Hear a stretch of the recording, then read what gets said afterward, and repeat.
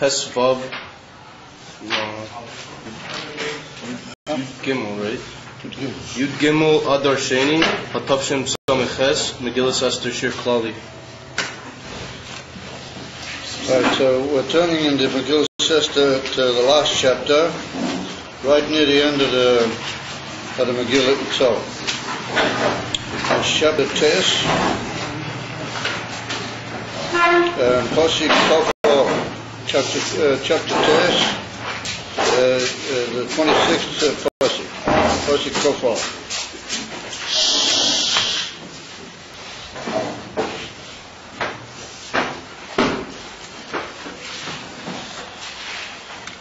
So this is the summing up at the end of the Megillah and the final rounding up of the story and how the Megillah became a document for all the generations to come, and what was the purpose of writing that, and how Mordechai, the Esther, and the Sanhedrin were taking that should become a part of the 24 Sforim of the Tanakh, of the Nevi'im and the Kesurim, should become like it's put down in the Gemara. It says that Esther Amalka, she requested Kitbuni Ladoiros, that please write my story, write the whole story that I represent. It should become an everlasting document in the lives of Eden for all the generations to come. And obviously the Rambam brings down Halacha L'Maisa, a medrash which says that even when Mashiach will come, the Megillah will still have a meaningful power more than all the other Yom Tov. So we see in this pasuk it's written, Al Kain Karu LaYomim Ha'ele Purim, that they called these days by the name Purim, Al Shem Hapur, due to the fact that the Pur means a goral, the throwing of a lot. How do you say that in English? Well, I don't know, I can't remember the word. The throwing of when you make a, how do you say it? When you throw a lot, what's the expression? So anyway, Al Shem Hapur.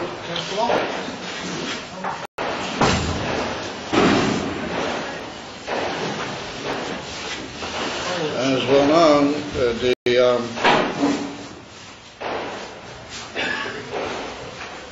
the whole Inyan of the Altar brings it down in Torah in reference to Purim, that it's connected with the concept of Goyrol, of how do you call it, lot. I can't think of the word for, English word?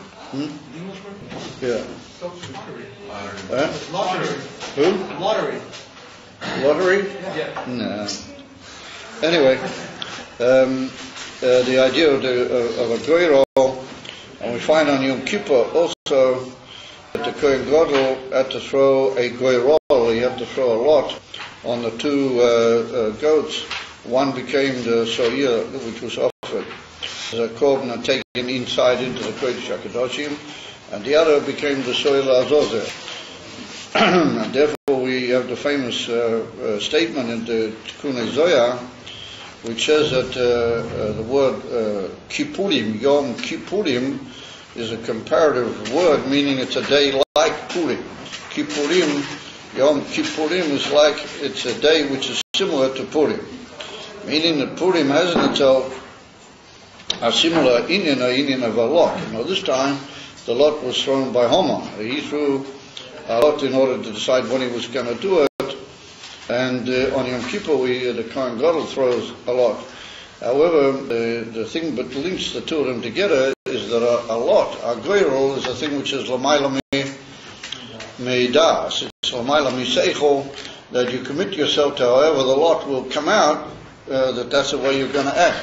So therefore the pasuk in I think it's in Mishlei, which says B'cheich yutal hagoyrol, that it's hidden like in the bosom of fate, as you might say.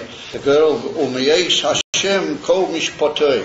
And a girl is something which is purely Hashgachas Mamish Be'etzem Ha'inyan. It's only a direct decision and a direct decree, isn't it? It's only a direct decision and a direct decree on the part of the Eibishter, a lot. So therefore Purim is connected with this whole, and therefore the Pasuk tells us that the name Purim is in reference to the union of Pur, which Haman threw, the lot. And the Goyrol telling us that the whole Yontif of Purim is connected with this concept of throwing of a lot, and of the commitment of ourselves to a decree on the part of Hashem completely beyond reasoning and beyond what's called in Siddur Tam Vodas, reasoning and application of the reasoning to principles, but it's a from Mesirus Nefesh, the Pashtas beyond reasoning. And therefore they call these days Purim, and the Lashon Rabbim is that Purim covers more than one day, as we know. It covers for the villages and the simple towns on Yud Daled, and it covers the cities which are surrounded by walls from the time of Yoshua ben Nun. It's on the 15th as well. So therefore there's a plural in Purim, that it's Yemei Purim. And therefore the days are called according to the plural of their number on this name of the Inyan of Pur, this idea of Goyrol. And this year it's even 3 days, because of the Inyan of Shabbos. That causes in Yerushalayim they have altogether a span of 3 days of Purim. So that's the basic statement which sums up the whole, in a few words, the whole, what you might call Neshama of the Megillah, that its Inyan is Purim, L'mayla Mitanva, Madas, Ini from Mesirus Nefesh, and the giving of oneself away only to the decision that the Eibishter will make beyond Tam Vodah. And also it's well known, the famous Sikha of the Rebbe, the Rebbe said that the word Pur is a Persian word. It's not a word in Lashon Kodesh, and that comes to indicate to us how the whole inner chayas of the Goyim at that time, as well known, the language of a people expresses a great deal to do with the pnimis of people, and it has a shaykh of the oisiyas, and everything have a shaykh to the pnimis hanefesh. Well, it's not a place to get involved in the whole hezbollah. However, the Rebbe said that the fact that we call it Purim, which is a Persian word, well, that indicates that the power of Purim to completely reverse the whole inyan of the klippa into the inyan HaKedusha, the turning of the darkness into light. Al Kain, therefore, Al Kol Divrei HaIgeres Hazayis, and therefore, in reference to all of this letter, literally, at that time it was a letter sent by Mordechai Esther to all the Yidden throughout the whole Malchus of Achashverosh, and therefore, because of that, because of the fact that it was Purim, and it was the Inyan of L'mayla Mitam V'dah centered in a Goyrol, therefore that message was sent to all the people in all the kingdom of Achashverosh, meaning the Jewish people, that this should become a fixed thing, as he says immediately in the next pasuk, that that they will makabel on themselves, or that suggestion of a decree for all the generations to come, made in this letter that was sent by Mordechai. However, the pasuk goes on to say, Umar ra'u al kacha. What did they see in reference to this? Umar higia aleihem, and what actually reached them or came upon them as a result. So the simple meaning is that in and through that letter which was sent by Mordechai Esther, it became indicated and clear to all those who saw it what was literally the reason why Mordechai Esther and the Sanhedrin, why they wanted to make a whole new Yontif, which is called Purim. What did they want to put in to Jewish life and into Jewish history and tradition, for all the generations to come, and including, it's like the Targum brings down in saw Pasha B'Shalach, when he get to Milchemes HaMolech, but that's the union of the war against Haman, because he was Mizari Shalamolech, as a Midoyer Orishin ad Dor the Mashiach, even to the time of Melech HaMashiach. What did they see literally because of this? What was it that those who made this decree, and they decided to make this whole new union, what did they see? Umar Hagia Aleihem, and what came as a result of the things that they observed and the things that they saw, what came upon the Jewish people that made it obvious that this required a decree and a setting up of a new yonta. So we see that it was Ma'aro al-Kacha. What did the people who wanted to establish the decree, what did they see in reference to this?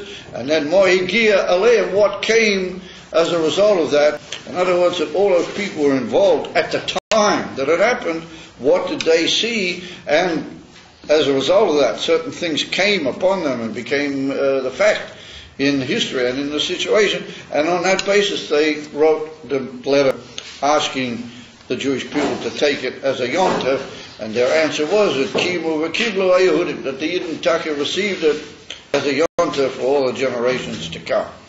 So it's interesting that if you look at the word of Ma'aro al-Kocha, what did they see? So the word Kocha is really the same numerical value as the word Ma.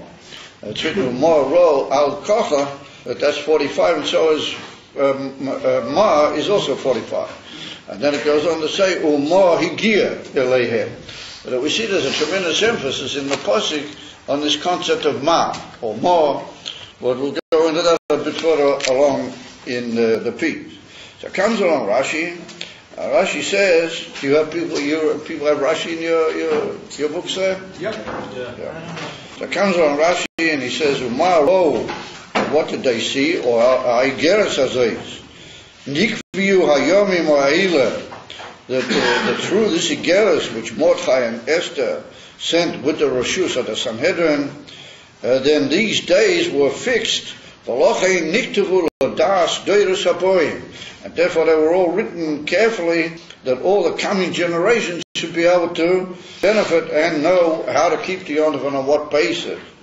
And they would know the whole story, which is the Megillah itself. Umar Ra'u, and what did they see? What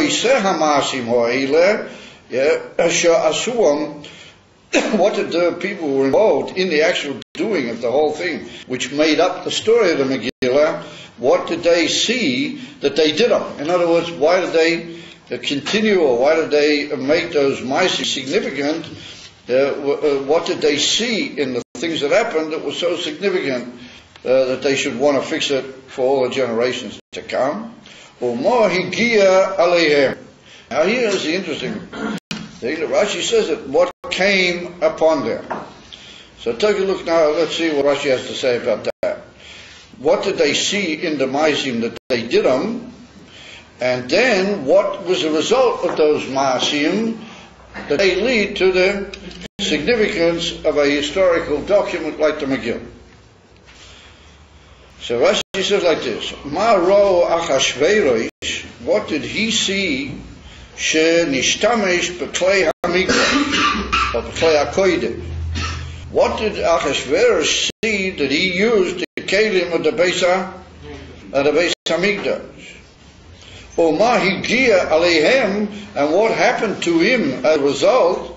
Sheba Satan, the son of Mem himself came, Verokat Beineim, and he made a dance between all the courtiers of Achashverosh at the Suda that he made as a kavanah, Vahoragas Vashti, and the Satan saw to it that Vashti would be killed.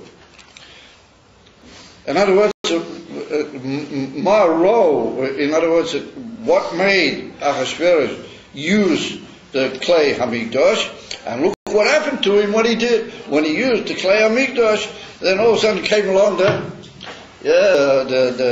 Baal Dover, and he made a whole dance amongst all the people who were present at the big Suda, and he put Vashti away. She was killed. Now the whole thing about Vashti, we see that you saw it in the quiz that the Melech wanted her to come, and the whole thing she refused with a ganze Inyan, and in his anger the Melech had her killed. So Rashi seems to be saying that that's a direct result of the fact that Achashverosh had the chutzpah, or he went beyond all the norm to the point of using the kleya Beis Hamikdash at that Suda. We'll soon describe briefly what that means. Having done that, he brought upon himself Mahigir Elav, that Vashti, he himself got rid of Vashti. And we see that that's a tremendously significant thing, because the fact that he got rid of Vashti, then he realized that he was without a queen, and you saw it took a few years till he actually got moving with it, but then he looked for another queen, and then he brought Esther as the new queen, and once she became the new queen, then that changed the whole thing in the favor of the Yidden, despite the fact that Haman came in the meantime. So the killing of Vashti was really the beginning of the movement of the whole thing, which led to the eventual big salvation of the Yidden. So we see that he started off Goyim Kozer. What happened to him was that he himself decreed the act which eventually brought about the final Yeshua of the Yidden. So now what did he see, Achashverosh? What was he doing using the kleya, the kelim of the Beis Hamikdash? So it's brought down in the Targum, Yonasan, and other sources from our sages. Earlier in the Megillah, and the Gemara mentions it briefly, in the Masechta Megillah, that he had, Achashverosh, he had in his personal, what you might call it, closets, or in his museum, or whatever you like to call them, he had a whole series of kelim that were taken from the Beis Hamikdash, the first Beis Hamikdash, which Nebuchadnezzar had destroyed, and he sent the Yidden into Golans. Now he was really this whole Inyan von Achashverosh, how he came onto the throne in the Persian throne is not the place to go into it here, but he was a usurper. He wasn't really from the so-called royal family, as you know. So he also sat, or he tried to sit, at the beginning of this Suda, on the throne of Shlomo HaMelech. And there's a whole amazing story how the throne of Shlomo HaMelech was captured by Nebuchadnezzar, and then he took it to Mitzrayim, and the Pari at that time in Mitzrayim got hold of it, and he took it away from Nebuchadnezzar. Then it went to some other place, and we're all around the Middle East, the throne of Shlomo, amongst all these big leaders and powerful monarchs and all these guys. They all got home, and so they ended up in the coffers of this Achashverosh, and he wanted to sit on the throne of Shlomo HaMelech at the beginning of this whole Suda that he made, and he couldn't sit on it. Every time he tried to sit on it, it threw him off. So in the end, he had to make another throne. He made a throne similar to the one of Shlomo HaMelech, and he made the steps up to it and everything. And eventually he was able to sit on it, because it wasn't the real thing, it was only a model that he'd made of the throne of Shlomo HaMelech. However, he took out all these kelim that he had, like the big day kahuna. He had, for example, a lot of the things of the clothes of the Kohen Gadol, and he had different clay shores they used to use in the Beis Hamikdash with the korbanos. He took them all out, and in front of everybody he started using them. Now that in front of everybody happens to include Yidden. There were also Yidden at that Suda, as you know, don't you? And if you don't, well, you'll have to accept it for the moment, that there were also Yidden at that Suda. And what they were doing there is another question. However, how come Achashverosh did that? How come all of a sudden now, he'd already been on the throne 2 years, this was the third year, what made him decide that all of a sudden he was going to take the kelim of the Beis Hamikdash and try and sit on the throne of Shlomo HaMelech and make himself a whole big Matthias of that nature with the kelim of the Beis Hamikdash? So the Gemara says that he made a calculation from the time the Yidden had been taken into Golos after the destruction of the first Beis Hamikdash, and according to the Nevuah, to the prophecy of Yirmiyahu, that was supposed to be 70 years, only 70 years. and after that they were supposed to be taken back to Yerushalayim. Promises Yirmiyahu Hanavi. So this Achashverosh, he and his advisors, they made a whole calculation, and they reckoned that according to their calculation, the 70 years had already finished. And they said to the Yidden, where's the Geula that you're supposed to have? You're supposed to be all taken back now to Yerushalayim. And he said, there's a sign that you guys are not going back anymore. The whole thing is finished, and you are in our hands now forever. So he decided that he was able, without any risk to himself, to take out the Kelim and the Beis HaMikdash and start playing with them in front of the Yidden. That was his whole cheshbon. So the Gemara says in SHK Megillas, it's a whole amazing cheshbon. It's really an amazing arithmetical cheshbon. The Gemara made that he had a mistake, that he had it wrong, and that really he made an error in calculation, and there was still time for the 70 years to be up, and after that, the Yidden would go out of Golos, and that's in effect what happened. But it was after he'd already left this world, this Achashverosh guy, and it was by a son, what they claimed, it appeared that he was the son of Esther, from him. Well, that was Darius. He came after Achashverosh, and he was the one who sent the Yidden back to build the Beis HaMikdash. But in the meantime, the one before Achashverosh, he'd stopped the building of the Beis HaMikdash, even though early in his reign, he said they could start rebuilding the Beis HaMikdash. So just imagine the situation that Yidden are in at this moment.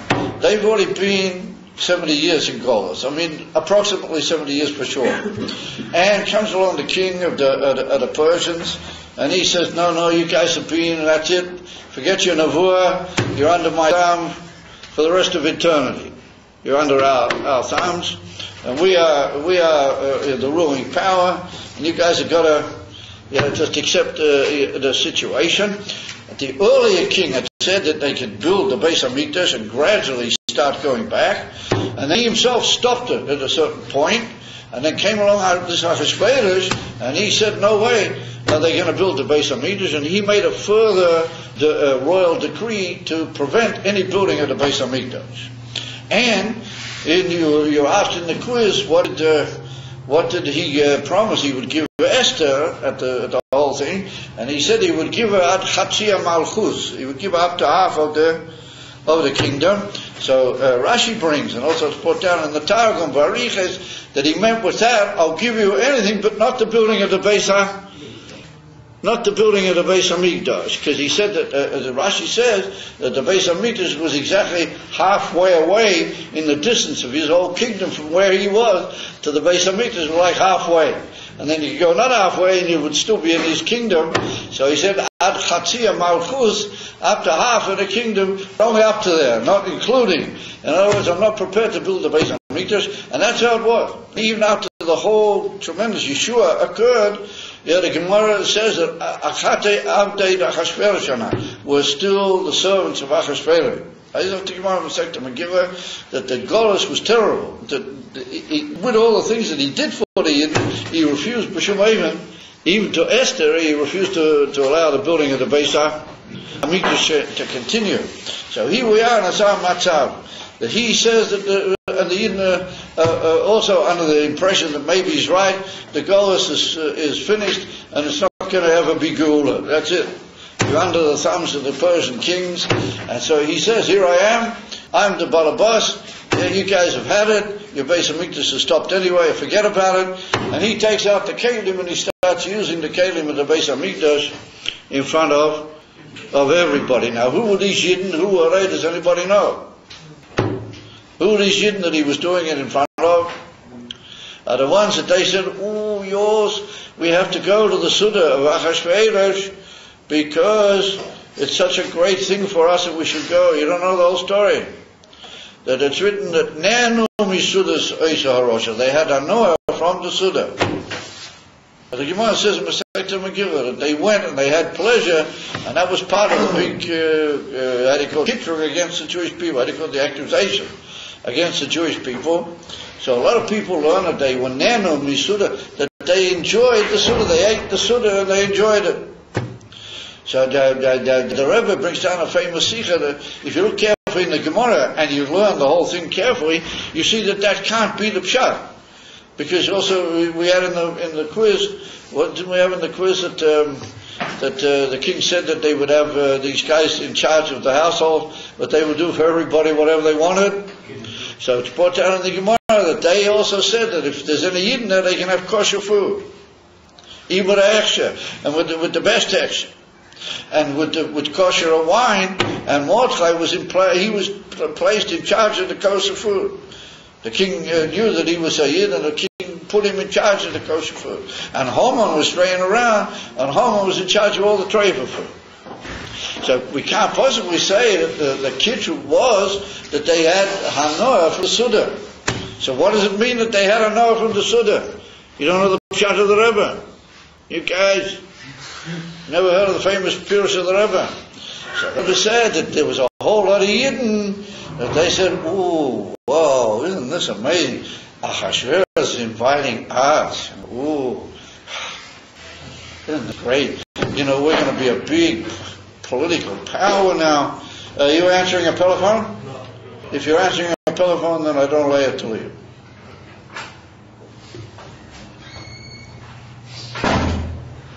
So the Harikonims, the Yidden said, ooh, there was a group of them, a whole lot of them. They just said, ooh, isn't this wonderful? What a wonderful thing that Achashverosh has had the grace to invite us. We'll now be like a political power. We'll have a situation. We'll all be wonderful people in the eyes of the Goyim. Isn't this tremendous? And so they went and they had hanoah from the fact that they were draying around at the Suda. And Mordechai was also there. And Mordechai went around saying to him, don't be happy about it. Don't take any part of the Suda. You know, just be here for a minute and clear out. But don't see it as being a Inyan. And he even tried to persuade him to get out. As we see from that the whole Suda of Achashverosh was a tremendous expression of the Golos in the most terrible way possible. Aleph, that he announced with that you're never going to get out, there's never going to be Negula. Bey, he announced that he'd stopped the building of the Beis HaMikdash. Gimel, he took all the kelim of the Beis HaMikdash and he made a tremendous leitanos in the front of all the Yidden. And what are the Yidden doing there? Most of the Yidden that were there, except for Mordechai, were all saying, oh, wow, isn't this great? We've all been invited by Achashverosh. Oh, we're guys of Achashverosh now. You know, we're really in these good books. And I never have worse gods than that we can't possibly imagine. On Afal Pikain, nonetheless, the Eibishter did a tremendous, unbelievable, chesed. And he caused that the Satan came along and he portrayed the cup of Achashverosh. He said, oh yes, I've got this queen. I'd like to have her in for everybody to admire her. Whoop, whoop, whoop, whoop. Yeah, with a whole miser. And what happened? She went Meshuggah and she said she's not coming. Well, she went more than Meshuggah. Yeah, because she got all of a sudden a whole, what do you call it, a whole plague all over herself. What Rashi brings down in the Gemara, all of a sudden she got this tzoras, how do you call it? Leprosy all over herself. And so she wouldn't come. Oh, but the king didn't know that. He thought she just didn't want to come. So what he said? Yeah. V'horag is fasting. So ask yourself the question, on what basis did that occur? And this whole Rashi here is absolutely amazing. I'll soon tell you why, because it's just mind-boggling the way Rashi juggles here with the whole Indian. However, suffice it to say that the Melech put Vashti away. He had her killed, and only later he worked out that he'd done what a mistake he'd had. That he decided he's going to need a new king, a new queen. I'm sorry, who turns out to be the new queen? Yeah, Esther, Hamalka, and at that particular moment, who comes into the picture? Haman, and we see the amazing combination of the events how they led to this whole amazing salvation of the Jewish people. So we have to say that if it was so bad and the Golos was so tremendous, and the Yidden had already accepted the Golos in a way, at least a certain number of them, why was it that the Eivishter made this tremendous thing that the Satan came and danced amongst all the followers of Ahasuerus and put Vashti away. So we have to say that there's a limit to everything. And we have to say that at a certain point, if the Goy overgoes a certain point, even though he may have a negativity from the Yidden, which is backing him, but at a certain point the Eivishter said, this isn't, no more Helen Esther. This is the end of the Helen Esther. And the fact that he took out the Kalim with the Beis Hamikdash, and he played in front of the Jewish people with those Kalim, and he made the Latzonas from the Kalim with the Beis Hamikdash, Eivishter said, Ad Koi. Up to here, no more Helen Esther. Now we're starting off the whole Seder of the Indian Agiyur. And if the Satan himself, he joined forces with the Kurd. And the Satan came along and he himself got rid of Vashti. And he was Reikei B'nei. And that's what we call in Chassidus Hishapcha, that the Etzem Koyach, which is normally the union of the Ra, that assisted, and that became the Koyach which led to the ultimate Tui. So let's see what happened further. Let's see now, that's the beginning of the whole thing. And then Rashi says, what happened further? Umar Ro Haman Shinishkana B'Mordechai. What did Haman see that he became angry with Mordechai? Nishkana means he envied him and tried to bring him down. Shinishkana B'Mordechai. Umar Higia Elov, and what happened to him? Because of that, Shetolo, I say, there's Bono. That they hung him up and his son. Umar Ro Mordechai. And Rashi goes further, and what did Mordechai see? Why did Mordechai not bow down? What did he see that he didn't bow down? And he wouldn't, give in to Haman?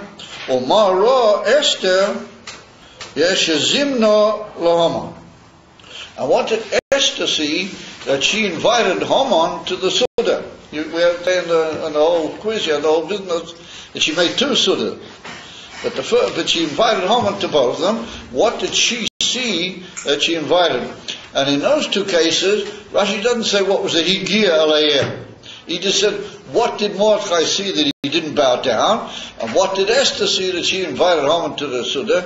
But he doesn't say the other half, what Higia Alayim, what was the result? Of in the case of Haman, he died. He said, what was the result? That Haman, was Nishkanei Mordechai, he became angry and envious of Mordechai, and what happened to him? He was hung up on the tree, and all of his sons also were hung up after they were killed. So ask yourself the Shaila, why does Rashi follow the pattern of the statement Mara'u, Mahigia? What did they see and then what happened? But in the last two cases he doesn't. He doesn't mention what came out of that. So what's this in that Haman, what did Haman see that he was Niskanei Mordechai? That he was angry with Mordechai. That he was very anxious that Mordechai should be got rid of. He couldn't stand Mordechai. Then we see that Mordechai made the whole thing terribly worse. He wouldn't bow down to Haman. So that would appear that there was something that Haman saw in Mordechai before he didn't bow down to him. And then there was a later thing that Mordechai wouldn't bow down to Haman, and that's like a further Indian in its own right. And that doesn't even need to be said what was the result of that. It's just so obvious what is the result of that. Rashi doesn't even need to tell you. And the same with the fact that Esther brought Haman to the Suda is also obvious. You don't need to be told what happened. Why is it so obvious? So we have to say like this. We have to say that what was Haman so bregious about with Mordechai?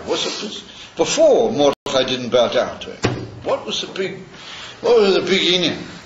So we see, if you look carefully, when Haman went to Ahasuerus, and he tried to persuade him that he would give him the whole thing, all the guilt, and in the end the king said, I don't even need your money, just go ahead. And when he came into him, what did he say? Do you guys remember another quiz in the Megillah? What did Haman say to Ahasuerus?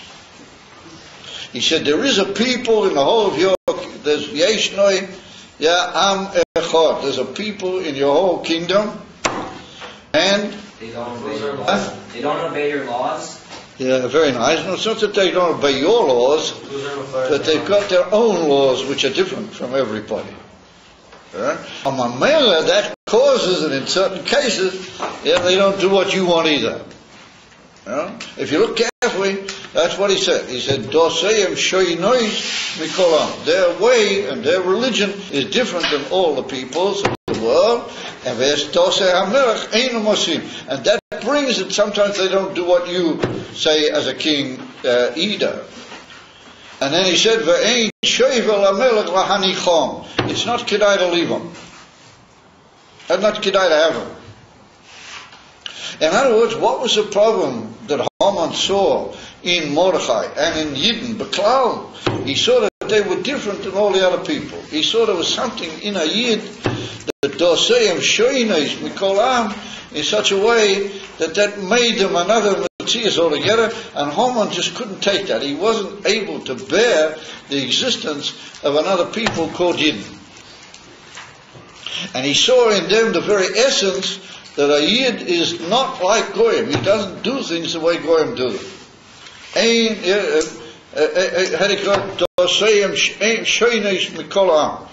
Their whole way of doing things is different than all other people.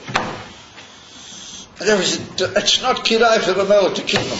And in order to throw a toffee to the Melech, he said, you see, because Dosayim Shainai, you see, they don't do what you say either. But that wasn't the main point. It was like a follow-up. The main point is that there's such a Matthias in the world called Yidden. And that's why Haman was Niskanela Lamordechai. That's the Eka reason. The not bowing down, that was a furthery. But the Eka in it was that Haman saw in Mordechai the difference of a Yid. He saw what it means, a Matthias of a Yid.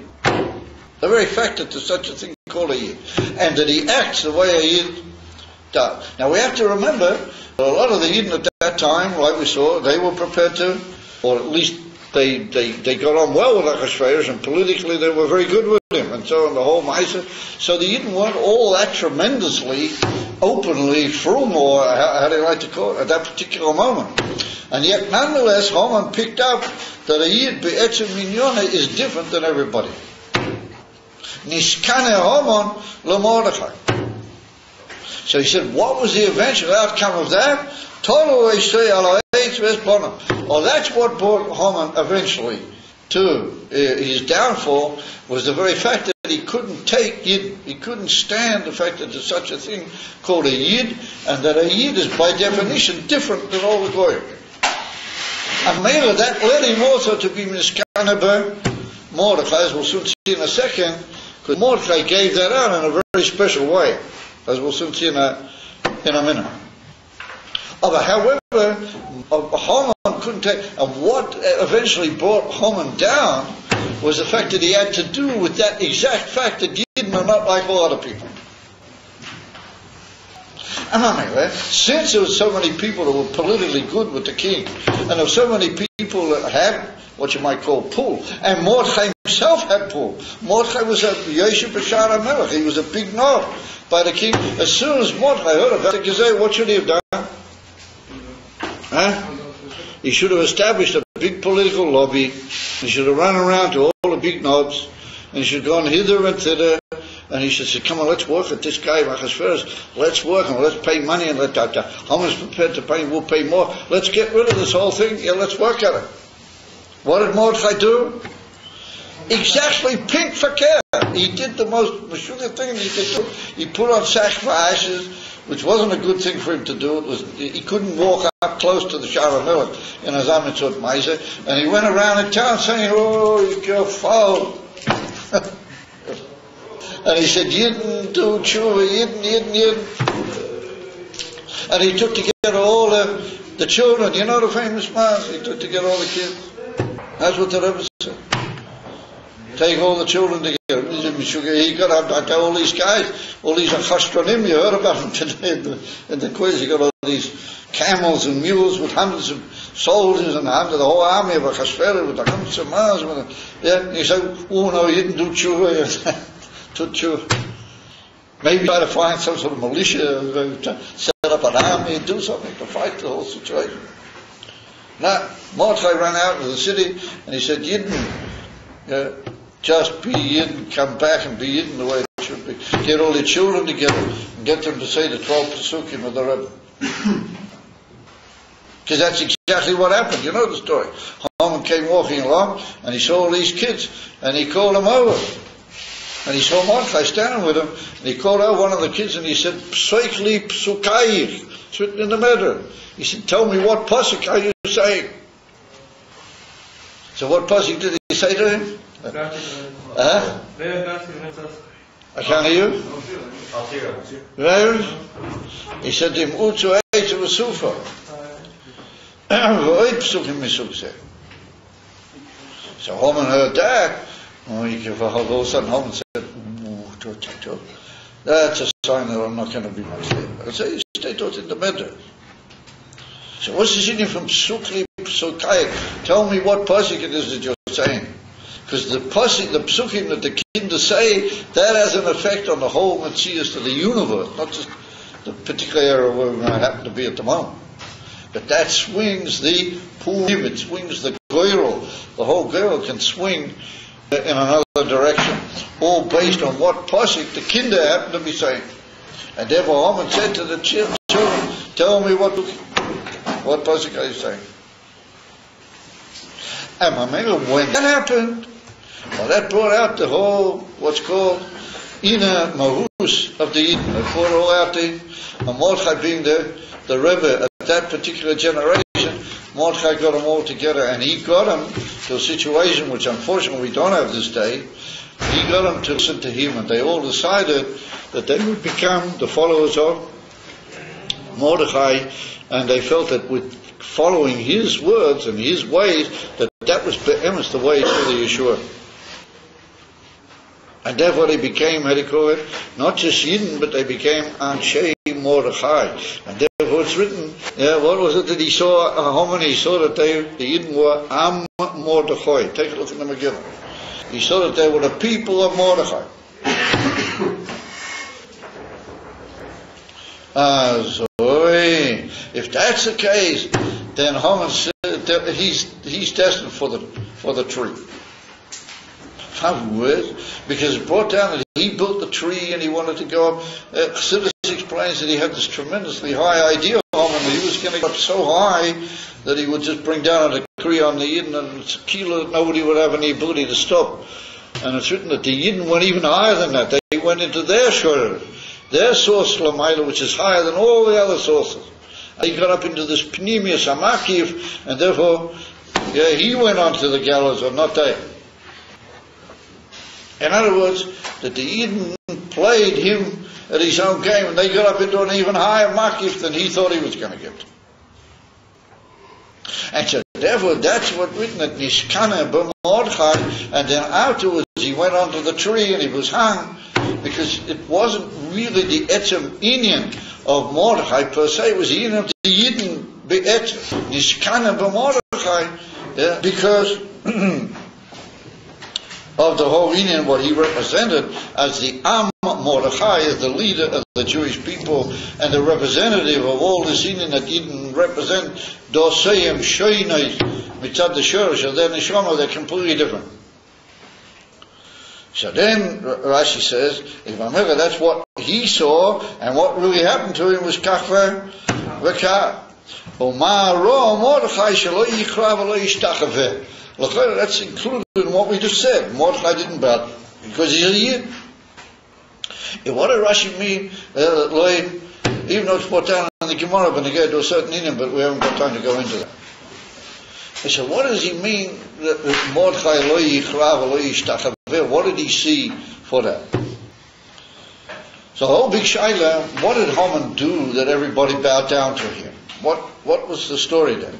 The king said that everybody should bow down to Haman. What was he up to? So Rashi brings, when it's written that everybody had to bow down to Haman, Rashi says that he made himself an Avodah Zarah. He said he was a divinity. He was a deity. Also, SHK Megillas Esther. He made himself into a deity. And that he wanted everybody to bow down to him. Now, that's based on the Gemara. The Gemara says in SHK Megillah that that's in effect what happened. So, Mordechai didn't want to bow down to him, because if you bow down to him, then that's, since he made himself into an Avodah Zarah, then that's a form of, chas v'sholem, of ishtachavoya l'Avodah Zarah. However, it's not so simple. Because, there's a Tosfos, Masechta Shabbos and a Masechta Sanhedrin, the Tosfos says that Mordechai had a heter that he could have bowed down to him. It's a shogeg. And on the contrary, it's like what you might call almost a wildkeit. It's like an unusual, strange, wild act on the part of Mordechai that he didn't bow down to him. So, because Tosfos says that there's certain Avodah Zarahs that everybody knew that whoever bowed down to them did it all because they were scared as to what might happen to them.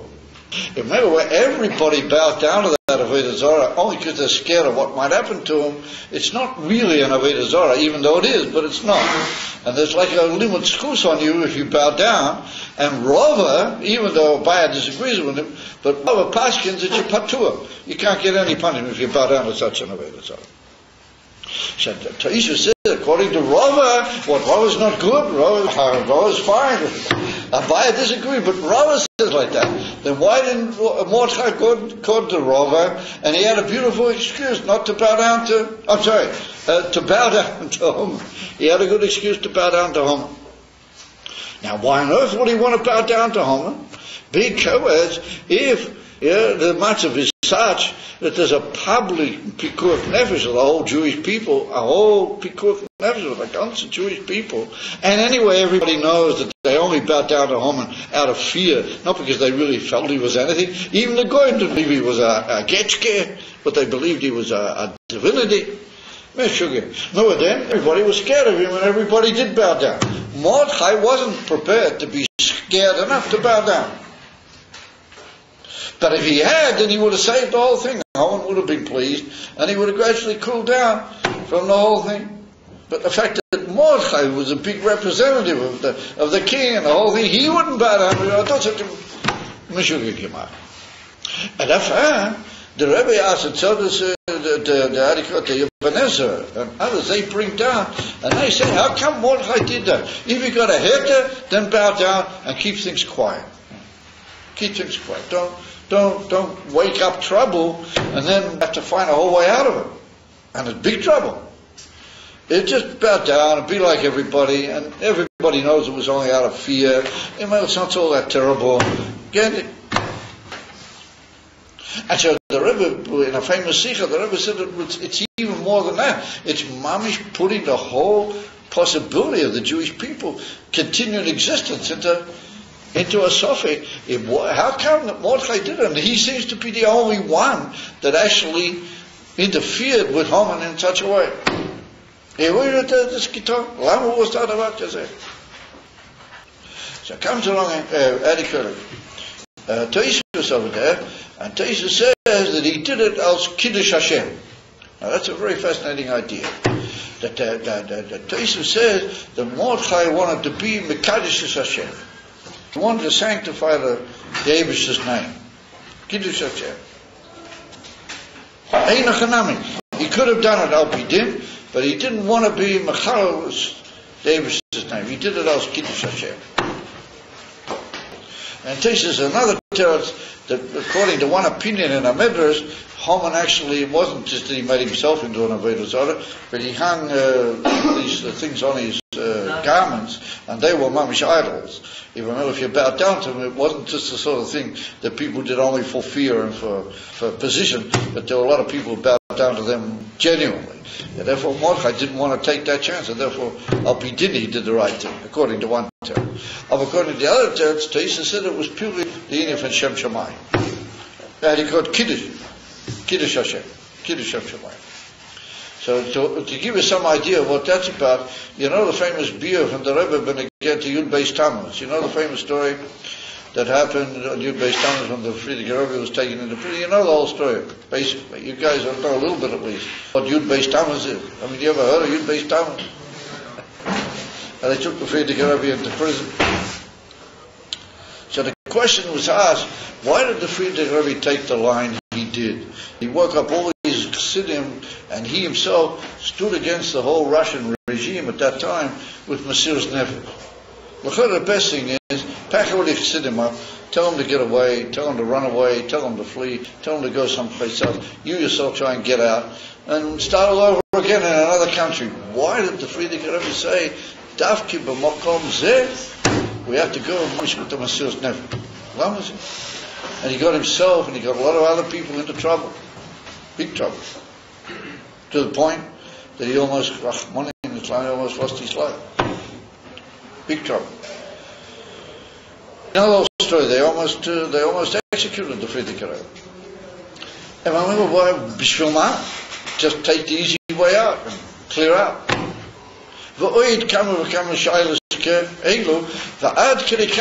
That they already decided they're going to let the Friedrich Rebbe out and they're going to send him into exile for 3 years. You know the whole story, more than 3 years, 10 years, 8 years. So they're about to let him out, and they come in and they say to him, listen, you're going to get out today and you're going to go on the train to this place called Kostroma. The Friedrich Rebbe said, wait a minute, what day is today? So they said, well, today happens to be Thursday. You know, what's that bother you? So the Rebbe said, I'm sorry, I'm not going. Because by the time I get on the train, it's already going to be Friday, leading into Friday, and that's a long way. The train's not going to make it by Shabbos, as I'm going to be traveling on Shabbos. So the Friedrich Rebbe said, I'm sorry, I'm not going. So I came in, one of these big, guys, he was a Yid. And he came in, he said, Rebbe, he called the Rebbe the name Rebbe. He said, why don't you chop what you're doing? He said, you don't realize that if you stay here for more than another 24 hours in this prison, they might change their mind. I mean, they've been put under pressure that they're freeing you. You know, we're doing you a tremendous favor. We might change our minds in 24 hours. What are you sugar that you're sitting here? He said, get out now while you got the opportunity. The Friedrich Rebbe said, if I'm going to travel on Shabbos, I'm not prepared to do it. And that is absolutely, and so it becomes the plot thickens. That there's a famous posik, it's a Shilas and Shuvas, Malamed Lahoyer, it's called, a famous response from one of the big Achreinim.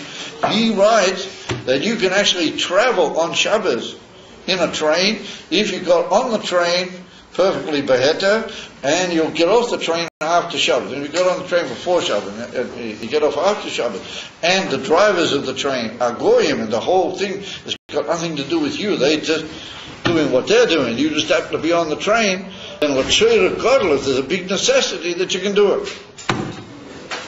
Very pashkin. And so the Rebbe asked the Shara once, the Rebbe Melech HaMashiach, the Rebbe said, why didn't the Friedrich Rebbe rely on that heter? Why didn't he chop that heter and say, where's our go? So the Rebbe said, because he was worried what other Yidden who didn't know the Shalos and Shuvas Malamed Lahoyer, and all the simple Yidden in Russia that never were in all the Tzaras and things, they wouldn't know. They just heard that the Lubavitcher Rebbe traveled in a train on Shabbos. They won't know any different. They don't just wissen hin and a half. It's mutter, nicht mutter. They'll just hear that the Lubavitcher Rebbe traveled on a train on Shabbos. So that was the Friedrich Rebbe said, no way. What does it matter if a few Yidden heard that you traveled on a train on Shabbos? What does it matter to anybody? Chilul Hashem. It's a Chilul Hashem. People don't know. They basically, they'll just say, oh, you see, the Friedrich Rebbe had to save his kid. And he didn't worry about Shabbos. And therefore that could be a very delicate Chilul Hashem. And therefore the Friedrich Rebbe didn't do it. Exactly the same thing with Mordechai. Mordechai didn't want there should be any Inyan, that anybody should say that the Yidden gave in to Haman Mitzvah. And they did it in order to save their schemes or any other teretz tov. When it comes to the ultimate delivery point, as they say, there's no Avodah Zarah, there's no Achashverosh, and there's no Haman. There's only Hu, Levadei Hu. There's only the Eivish and Yidden. and that the whole world has to know, and that you didn't have to know. And therefore Mordechai, and therefore it's written, what did Mordechai see that he took on himself a terrible achrayas. He could have blown the whole Jewish people into an explosion that they would never got out of. And what's he doing?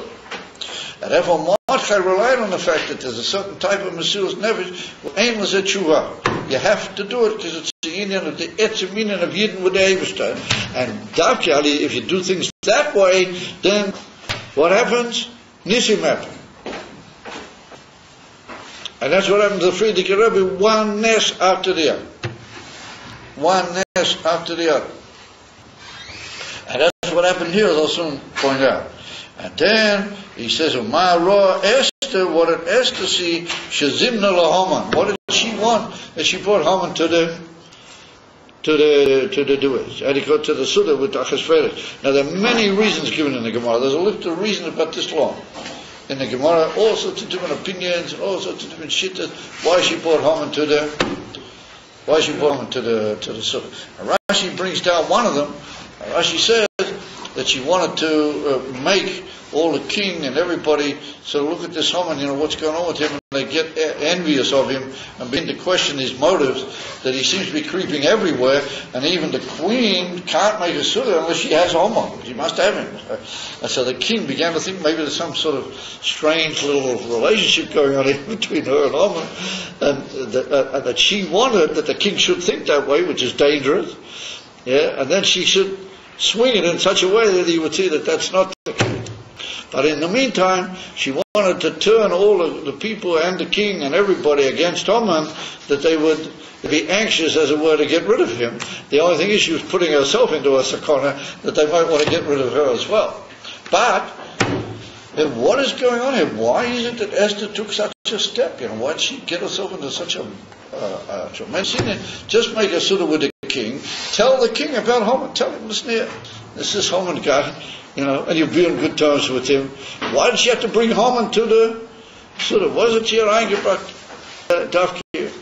She brought him into the pechel and got into difficulties that could have been dangerous for herself.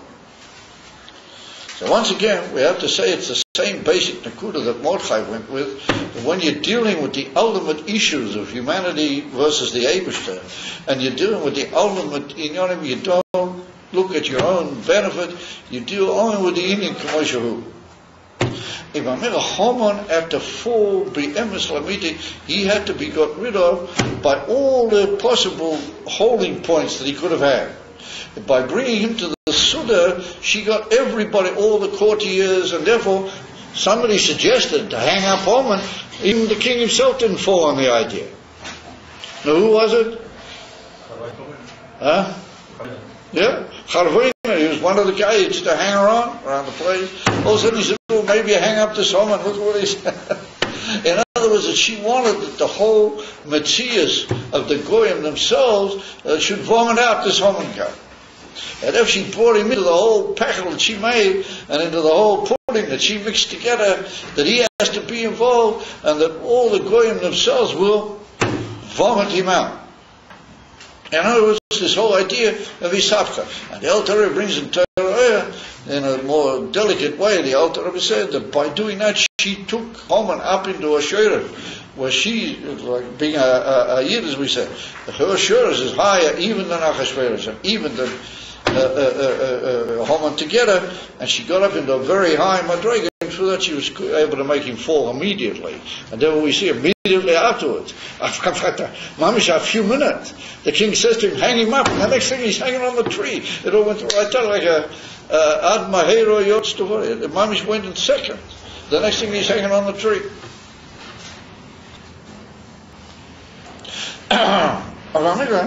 We see from all of these inyanim, the Rashi Kilo in this one Rashi sums up the whole Megillah with everything that happened, and all the factors that were working behind the scenes. It's just that Rashi, when he mentions these two last things, he doesn't say what happened. He just says what they thought, what they were seeing to do, what they saw, but not what happened to them. If you look in the Gemara says that Mahi Gia Alehem Nisa.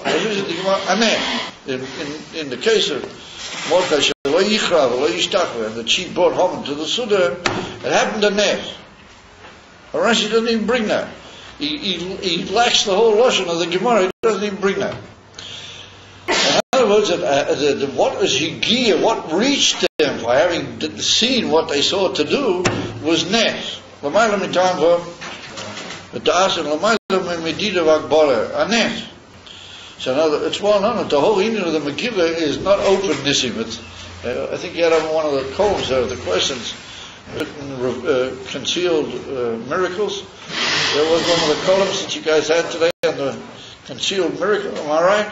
Yeah. I was sitting at the side. I couldn't always read it directly. Isn't that what you had? Yeah. The whole Indian of the Megillah is concealed miracles. Says Rashi, oh yes, it's concealed miracles, but it's real miracles. It's a zochem, and therefore we could suggest, by way of drush, by way of tzachas, as they call it in the Gemara, that what Rashi is hinting at is that I don't have to tell you the mahigia aleihem, what happened and what came about here, because here came about mamish a nes, and the whole Indian of the Megillah is we don't talk too openly about nisim. We don't reveal the nisim openly. Over there, emmas and nisim, emmas inyonim, which are completely beyond the whole limitation of nature and the whole limitation of the world, and only inyonim, the Mordechai not bowing down, and his Mesiras Nefesh, which wasn't mamish al pidin, l'mayla mit pure mitzad kiddush Hashem, and pure mitzad the yichud of the neshamas of Yidden with the Eibishter beyond time v'das, well, that brings such a nes that there's no limit to that nes. It just sweeps everything before it. And therefore immediately after that, Homer was up on the tree, and then there was a big problem. What do we do with the decree? Because the king can't take back the decree, and so all sorts of made. But that took time already. But eventually, the king himself came up with an idea that he'll make another decree against that decree. He can't take back that decree, but he can make another decree which will kill a help against that decree, and the whole mass, and eventually the whole Zara Shalamolik gets wiped out. Hidden inside the whole picture, what's happening are these amazing nisim. And ever in the two last pieces, Rashi doesn't even mention, because those are inyonim so high and so elevated that you can't mention what they are. And particularly that one, Mordechai lo yichra v'lo yishtachaveh, well, that's the whole inyan that the Friedrich Rebbe revealed, that is the Mesiras Nefesh that Lubavitch brought into the world. That there's another type of Mesiras Nefesh, because there's two types of Mesiras Nefesh that the Rebbe Melech HaMashiach talks about. One is that you see the situation, and you work all the inyanim concerned with it, get into all the things, and you say, well, these are the factors, due to the you might call the difficulty of the situation, we're going to have to go on Mesiras Nefesh. But only in certain pratim and only in certain inyanim, and that's worked out according to the reasoning, you might call it. Torah, you go beyond reasoning, and you go into Mesiras Nefesh. The Mesiras Nefesh of the Friedrich Rebbe and of all of our Rebbe.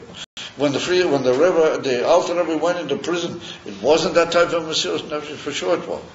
In other words, as Asot Mesiras Nefesh, which just says that if Hashem said something, and He wants a certain inyan, then we just have to make sure, under all circumstances, no matter even if there's heteirim, al pitoy, that you can maybe dodge it, but since Hashem said that, it's got to be. And that will be the benefit of everybody. Even though, al pi halacha, I might be able to find a way around it. But eventually that will be the benefit of everybody, including the Goyim, including the whole world. And that's what we see that the Rebbe said on many occasions, Yud Beis Tammuz was the beginning of the fall of communism. I said to Rebbe, I took a lot of years from the time, but if you study things carefully, the Friedrich Rebbe broke the whole Soviet regime. From then on it was just a question of years, and in the end it disappeared. It just disappeared, the whole thing. I mean, do we really know what happened over there? All of a sudden the statues started falling and people started being different. And it all just fell. It just stopped being. And so the Rebbe said that was because the Friedrich Rebbe went with that Mesiras Nefesh. And when they came into his cell and they said, listen, man, you can get out right now. And he asked, what day is it? And he said, I'm not going. The Rebbe said that began the downfall of the Russian regime. It's an amazing thing. But think about it carefully. It's an unbelievable unbelievable thing. So the same thing when Mordechai didn't bow down to Haman, even though he had the best reasons of Halacha to do so. And he wouldn't have got people into such a terrible sakana maybe. Might have got out of it all, but you would never been in a Zamatzah like you were, that the Yidden took over and the whole thing came. It's unbelievable. Yeshua, because Mordechai went with the same Mesiras Nefesh. Lo yichra v'lo yishtachave, no one. That's not going to be. Because the Eibishter doesn't want it, ultimately. It could be that you might be able to find a way around it and still say, oh, Eibishter, you see, I'm still alright with you. But the Eibishter doesn't want that you should ever give any place to Avodah Zarah. And that's what brought the whole issue. So we see the Rashi begins that the Golus is terrible. Achashverosh is playing around and he's going crazy with the Kalim and the Mikdash and the whole thing. And the Yidden are all playing up to him, a lot of them. But nonetheless, it all started off. First of all, Vashti got knocked out, and then this, and one thing led to another. And Esther got into the court, and she went and asked the king, up. And in the meantime, Mordechai set the theme. How do you call it, Mordechai? He said he's not going to bow down with Shumaven, and he got all the kids together. The Rebbe, Mom, if you look carefully, you can see the whole way that Mordechai functioned was exactly the way that Rebbe. Oh, but Mom is B'diuk.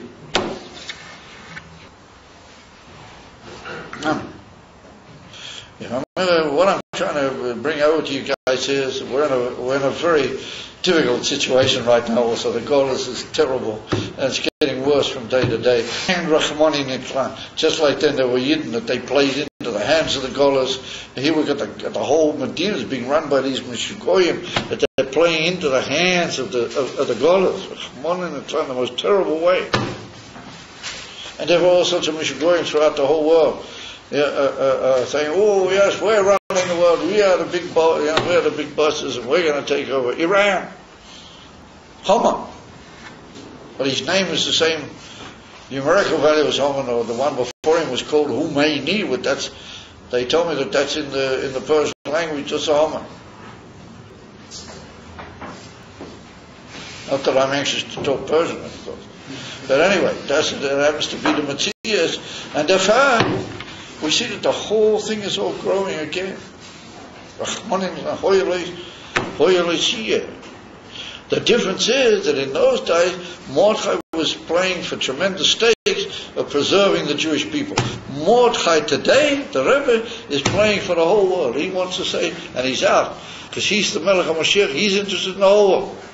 He wants to save the Yidden, he wants to save the Goyim, he wants to give them everything for their benefit, he wants to give them Sheva Mitzvahs, he wants to give them the whole thing, Mamish Kipshuteh. Sheva Mitzvahs B'nai Noach is a Mishtar, the Rebbe said, it's a ruling power for the Goyim. And the whole world is going to be a Kli for Gilei Alakus taken from Yad Mamish. Now, notwithstanding this whole terrible Golem.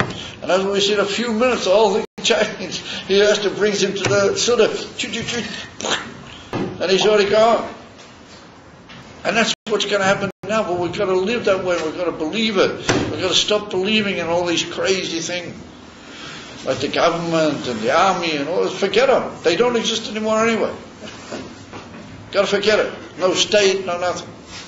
Doesn't exist. It's all finished. Well, we've got to know that one and only thing is the Rebbe and the Shlema taken from Yad for the Jewish people. And that's the whole thing. And therefore, I mentioned the other night in one of the classes, the Rebbe, when he came out with that Sefer Torah from Moshiach and Toshin Lamed, there were certain Yidden that they came out against that. The Rebbe spoke with tremendous grief that these Yidden had said that. And the reason being, because they'd stepped in the way of what was a big opportunity at that moment to be Megadah, the whole Gula of Shlema in the world. And we've got to realize that that's where we're holding now. We can be Megadah in the Gula of Shlema. Don't let's miss the opportunity. That's what the Rebbe said. Don't miss the opportunity. We got it. We can do it. We just got to believe, and we've got to be machlis and tell people, and you'll see that people will take it nowadays because they see that everything else is gone. And so you might say, well, America is still there. Oh no, America's gone also. The dollar is absolutely down In Derert. You know what in Derert in Yiddish means? It's buried in the ground.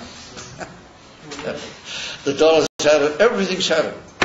Well, right, Gavni's trying to slip more dollars out of it because he's not enough shekels. Everything's got, it's candy. There's nothing left. Only the Eivishter and Eden, that's all. If I will, let's Chaparayim and be together with the Eivishter and with the Eden and with Mordechai Atari, who's the Rebbe Melech HaMashiach, and take you from Yad.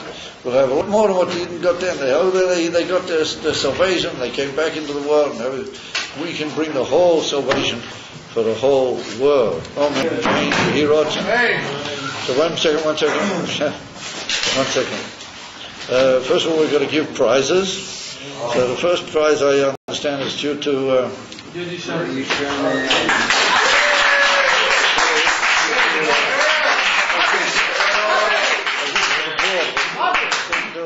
Board. It's written that Yudi Sherman, he gained first place. Wow. So therefore, we present Yudi with a present from Otzmimim, which is a. Well, I'll let you open and see what it is. Thank you.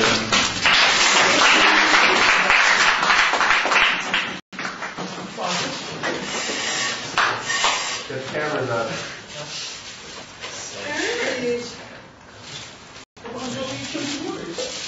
Well, I think it's a piano. Wow. Wow.